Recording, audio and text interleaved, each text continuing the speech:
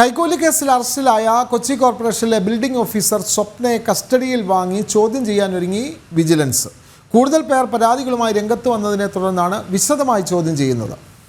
Thrissur vigilance കോടതിയിൽ ഹാജരാക്കിയ പ്രതി നിലവിൽ റിമാൻഡിലാണ്. വരവിൽ കവിഞ്ഞ സ്വത്ത് സമ്പാദനമുണ്ടോ എന്ന് വിജിലൻസ് അന്വേഷിക്കുന്നുണ്ട്.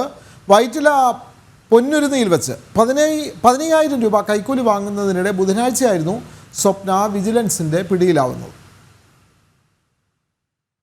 കൊച്ചി സോണൽ ഓഫീസിലെ ബിൽഡിംഗ് ഇൻസ്പെക്ടറായ സ്വപ്നയ്ക്കെതിരെ ഉയർന്ന കൂടുതൽ പരാതികളിൽ വിശദമായ ചോദ്യം ചെയ്യലിനാണ് വിജിലൻസ് കസ്റ്റഡിയിൽ വാങ്ങുന്നത്. നിരവധി പുതിയ ബിൽഡിംഗുകളുടെ നിർമ്മാണം പുരോഗമിക്കുന്ന കൊച്ചി നഗരമേഖലയിലെ ബിൽഡിംഗ് ഇൻസ്പെക്ടറായിരുന്ന് നിയമവിരുദ്ധമായി പെർമിറ്റുകൾ അനുവദിച്ച് മുമ്പും കൈക്കൂലി വാങ്ങിയിരുന്നോ എന്നാണ് അന്വേഷിക്കുന്നത്. വരവിൽ കവിഞ്ഞ സ്വത്ത് സമ്പാദിച്ചിട്ടുണ്ടോ എന്നതിലും വിജിലൻസ് അന്വേഷണം ആരംഭിച്ചിട്ടുണ്ട്. സ്വപ്ന നൽകിയ മുഴുവൻ ബിൽഡിംഗ് പെർമിറ്റ് രേഖകളും വിജിലൻസ് പിടിച്ചെടുത്തിരുന്നു. നിയമാനുസൃതമായാണോ പെർമിറ്റുകൾ അനുവദിച്ചിരുന്നതെന്നും പരിശോധിക്കുന്നുണ്ട്.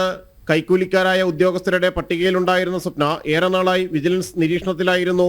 ഇതിനിടെയാണ് വൈറ്റില സ്വദേശിയുടെ 5 നില കെട്ടിടത്തിന്റെ പ്ലാൻ അംഗീകരിക്കാൻ ഓരോ നിലയ്ക്കും 5,000 രൂപ വീതം ആവശ്യപ്പെടുകയും ഒടുവിൽ 15,000 രൂപയിൽ സമ്മതിച്ച് ഈ പണം വാങ്ങാനെത്തിയപ്പോൾ വിജിലൻസ് പിടികൂടുകയും ചെയ്തത്.